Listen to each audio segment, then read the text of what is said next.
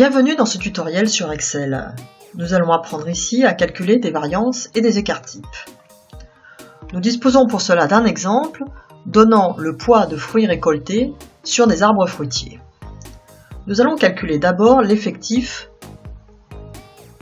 de nos arbres fruitiers. Nous utilisons pour cela la fonction NBVAL, dont la syntaxe nous est rappelée ici. Nous sélectionnons donc notre plage de données et nous avons donc bien un effectif de 12 arbres fruitiers. La formule est rappelée dans la zone de texte. Nous pouvons calculer maintenant la somme du poids de fruits récoltés sur nos 12 arbres fruitiers.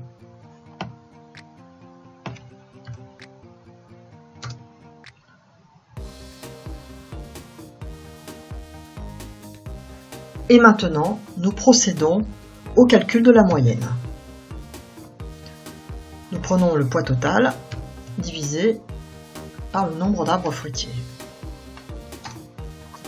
L'ensemble des formules nous est rappelé ici. Nous pouvons maintenant calculer les variances. La définition de la variance nous est rappelée ici. Nous allons donc dans un premier temps calculer les écarts à la moyenne.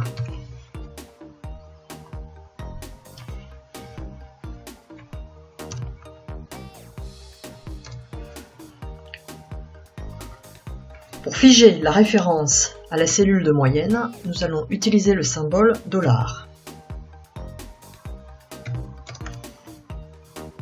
Pour calculer les carrés, nous multiplions la cellule par elle-même.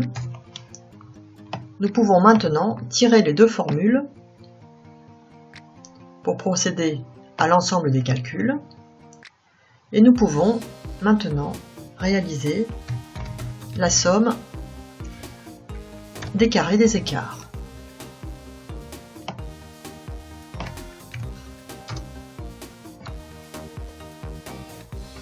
Pour calculer la variance, nous divisons ce résultat par notre effectif. Ce processus très long peut être simplifié par l'utilisation des fonctions variance proposées par Excel. Pour cela, nous faisons appel à la fonction de variance que nous appliquons directement à notre tableau de données. Le résultat est bien sûr le même.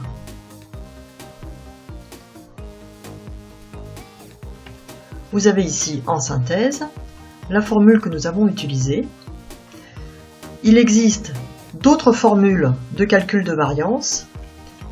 Bien choisir en fonction de votre cas la formule qui convient. Nous pouvons maintenant procéder au calcul de l'écart-type.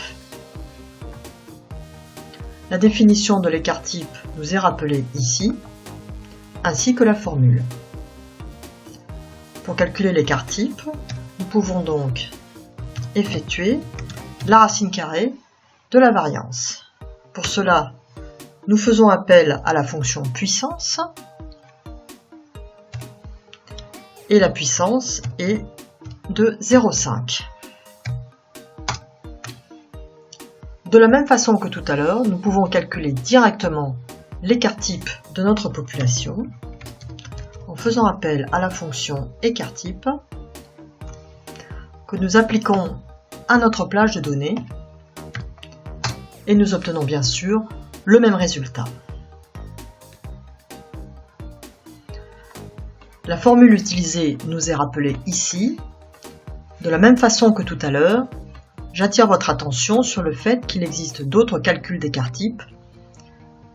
Il s'agit de bien choisir la formule qui convient à votre contexte.